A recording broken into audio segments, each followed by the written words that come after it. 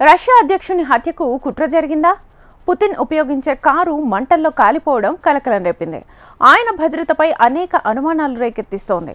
Putin చనిపోతేనే యుద్ధం ఆగుతుందని ఇటీవల Ukraine అధ్యక్షుడు జెలెన్స్కీ వ్యాఖ్యానించిన నేపథ్యంలో ఆయన దీన్ని ముందే ఊహించారా అనే చర్చ జరుగుతోంది. రష్యాకు తిరుగులేని నాయకునిగా వ్యవహరిస్తోన్న పుతిన్ నిత్యం అత్యంత భద్రతా వలయంలో ఉంటారు. తనకు ఎదురు లేకుండా ప్రతిపక్ష నాయకులను కఠినంగా అణిచివేసిన చరిత్ర పుతిన్కు ఉంది. దీంతో తాజాగా ఘటనపై పెద్ద చర్చ జరుగుతోంది. రష్యా అధ్యక్షుడు వ్లాదిమిర్ పుతిన్కు చెందిన అధికారిక కార్లలో అత్యంత లగ్జరీ కారు లిమోజిన్లో భారీ పేలుడు సంభవించింది. మాస్కోలో లుబ్యంకాలో ఉన్న జాతీయ భద్రతా సర్వీస్ ఎఫ్బిఐ ప్రధాన కార్యాలయం దగ్గర భారీ పేలుడు సంభవించింది. ఆ తర్వాత దేశ అధ్యక్షుడు ఉపయోగించే ఆర్ఎస్ లిమోజిన్ కారు మంటల్లో చిక్కుకుపోయింది. ఈ ఘటనకు సంబంధించిన వీడియో ఫుటేజ్లో వాహనం నుంచి దట్టమైన నల్లటి పొగ రావటం, కారు వెనుక భాగం దెబ్బతినటాన్ని చూడొచ్చు.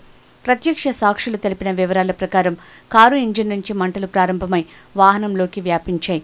అగ్నిమాపక సిబ్బంది వచ్చేలోపు అక్కడికి సమీపంలోని రెస్టారెంట్లోని సిబ్బంది కారుకు అంటుకున్న మంటల్ని ఆర్పేందుకు ముందుకు వచ్చారు. కాగా ఈ పేలుడుకు గల కారణాలు ఇంకా తెలియరాలేదు. కాలిపోయిన లిమోజిన్ కారు ఖరీదు భారత కరెన్సీలో దాదాపు 3 కోట్లకు పైగా ఉంటుంది. అది కాలిపోయిన సమయంలో అందులో ఎవరున్నది తెలియరాలేదు. ఈ ప్రమాదంలో ఎవరికీ ఎటువంటి గాయాలు కాలేదని చెప్తున్నారు. ఈ కారును ప్రెసిడెన్షియల్ ఎస్టేట్ డిపార్ట్మెంట్ పర్యవేక్షిస్తుంటుంది. మాస్కో నడిబొడ్డున జరిగిన ఈ ఘటన రష్యా అధ్యక్షునిపై జరిగిన హత్యాయత్నంగా భావిస్తున్నారు. పుతిన్ భద్రతపై పలు అనుమానాలు రేకెత్తిస్తోంది. ఈ ఘటనతో ప్రపంచ నేతలంతా ఉలిక్కిపడ్డారు. పుతిన్ కారు ప్రమాద ఘటన నేపథ్యంలో ఇటీవల ఉక్రెయిన్ అధ్యక్షుడు వోలోడిమిర్ జెలెన్స్కీ చేసిన వ్యాఖ్యలు మరోసారి తెరమీదికి వచ్చాయి. రష్యా అధ్యక్షుని ఆరోగ్యం క్షీణిస్తోందని, ఆయన త్వరలో చనిపోతారని ఓ ఇంటర్వ్యూలో జెలెన్స్కీ ఇటీవల తెలిపారు. పుతిన్ చనిపోయిన తర్వాతే ఇరు దేశాల యుద్ధం కూడా త్వరలో ముగుస్తుందని అన్నారు. ఆయన వ్యాఖ్యలు చేసిన కొద్ది రోజులకే ఈ ఘటన జరగటం గమనార్హం. పుతిన్ కారు తగలబడిన ఘటన నేపథ్యంలో ఆయన మరణాన్ని జెలెన్స్కీ ముందే ఊహించారంటూ పలు కథనాలు వెలువడుతున్నాయి. రష్యా అధ్యక్షుడు పుతిన్ తరచూ లిమోజిన్ కార్లను వినియోగిస్తుంటారు. ఆయన తన మిత్రులకు ఇదే మోడల్ కారును బహూకరిస్తుంటారు. ఉత్తర కొరియా అధినేత కిమ్ జోంగ్ ఉన్కి కూడా పుతిన్ లిమోజిన్ కారును బహుమతిగా ఇచ్చారు. ఇదిలా ఉంటే పుతిన్ తన భద్రత విషయంలో అత్యంత జాగ్రత్తలు తీసుకుంటారు. ఆయనకు గౌరవ వందనం చేసే గార్డులను ఇటీవల తనిఖీలు చేశారు. దీన్ని బట్టి ఆయన ఎంత జాగ్రత్తగా ఉంటున్నారో అర్థం చేసుకోవచ్చు. పుతిన్ తన సొంత సిబ్బందిని నమ్మటం లేదని తెలుస్తోంది.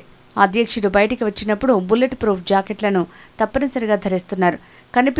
కనిపించని భద్రతా సిబ్బంది ఆయన్ను కంటికి రెప్పలా కాపాడుతుంటారు.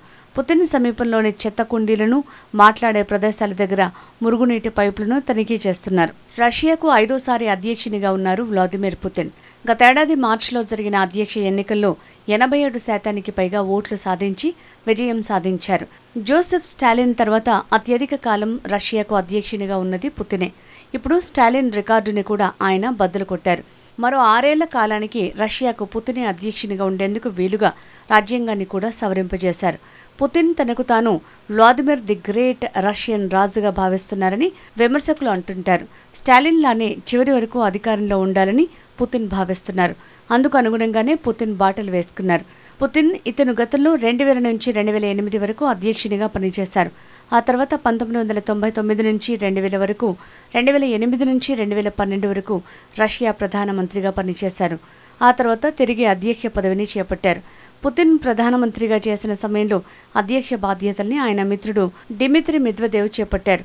పుతిన్ అధ్యక్ష పదవిలో ఉన్నప్పుడు మెద్వెదేవ్ ప్రధాని పదవిలో ఉన్నారు. అప్పట్లో అధ్యక్షుడిగా ప్రజాస్వామ్యాన్ని కాపాడతానని, అభివృద్ధి చేస్తానని, రష్యాను సురక్షితంగా చూసుకుంటారని వాగ్దానం చేశారు పుతిన్. కానీ ఇందులో విరుద్ధంగా నియంతృత్వ పోకడల్ని అవలంబిస్తున్నారనే విమర్శలు ఉన్నాయి. పుతిన్కు వ్యతిరేకంగా బలమైన ప్రతిపక్ష నేతలు ఎవరినీ ఎన్నికల్లో పోటీ చేయనీయలేదు పుతిన్. విమర్శకులను జైలుకు పంపడం, తన అధికారానికి అడ్డుగా వస్తున్న వాటిని తొలగించడం లాంటివి చేస్తున్నారు.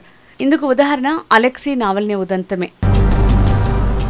Russia of the future party నేత అలెక్సీ నావల్నీ అధ్యక్షుడు పుతిన్ మీద తీవ్రస్థాయిలో పోరాటం చేయటం ద్వారా తన ప్రాణాలనే పోగొట్టుకున్నారని చెప్తారు.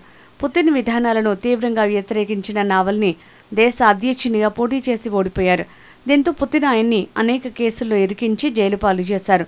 నావల్నీపై అనేకసార్లు హత్యాయత్నం కూడా జరిగింది. 2020లో సెర్బియా పర్యటనలో ఉన్న అతడిపై విషప్రయోగం జరిగింది. కొన్ని నెలల చికిత్స అనంతరం ప్రాణాలతో బయటపడి తిరిగొచ్చారు అలెక్సీ నావల్నీ. రష్యా పోలీసులు ఆయన్ని ఎయిర్పోర్టులోనే అరెస్ట్ చేశారు.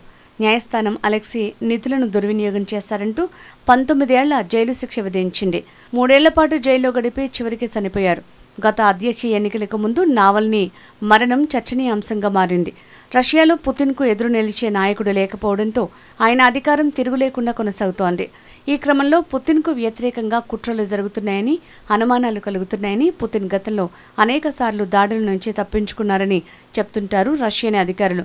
మరోవైపు రష్యా, ఉక్రెయిన్ల మధ్య కొనసాగుతున్న యుద్ధాన్ని విరమింపజేసేందుకు జరుగుతున్న ప్రక్రియ నత్తనడకన సాగుతోంది. ఈ విషయంలో ఇప్పటివరకు జెలెన్స్కీపై విరుచుకుపడుతూ వచ్చిన అమెరికా అధ్యక్షుడు ట్రంప్ ఇప్పుడు పుతిన్పై తీవ్రస్థాయిలో ధ్వజమెత్తారు. ఉక్రెయిన్లో శాంతి నెలకొనాలంటే జెలెన్స్కీ ప్రభుత్వం మారాలని ఇటీవల పుతిన్ చేసిన వ్యాఖ్యలపై మండిపడ్డారు. ఉక్రెయిన్లో రక్తపాతం ఆగకపోతే ఆ బాధ్యత పుతిన్దేనని స్పష్టం చేశారు. అప్పుడు తాను రష్యాను ఉపేక్షించనని, ఆ దేశంపై భారీ సుంకాలు విధిస్తానని ట్రంప్ హెచ్చరించారు. ఉక్రెయిన్లో జెలెన్స్కీ ప్రభుత్వాన్ని తప్పించాలన్న పుతిన్ వ్యాఖ్యల్ని ట్రంప్ తప్పుపట్టారు. అవి సరైన వ్యాఖ్యలు కావని అన్నారు. ఉక్రెయిన్లో యుద్ధం ఆపడానికి ఒప్పందం కుదరకపోతే అది మాస్కో తప్పిదం అవుతుందని, అప్పుడు రష్యా నుంచి బయటికి వచ్చే చమురుపై సుంకాలు విధిస్తామని ట్రంప్ చెప్పారు. ఇవి 25 నుంచి 50 వరకు ఉండొచ్చని పేర్కొన్నారు. అంతేకాదు తాను కోపంగా ఉన్నట్లు పుతిన్కు తెలుసునని, ఆయన సరైన చర్యలు తీసుకుంటే కోపం తగ్గిపోతుందని ట్రంప్ అన్నారు.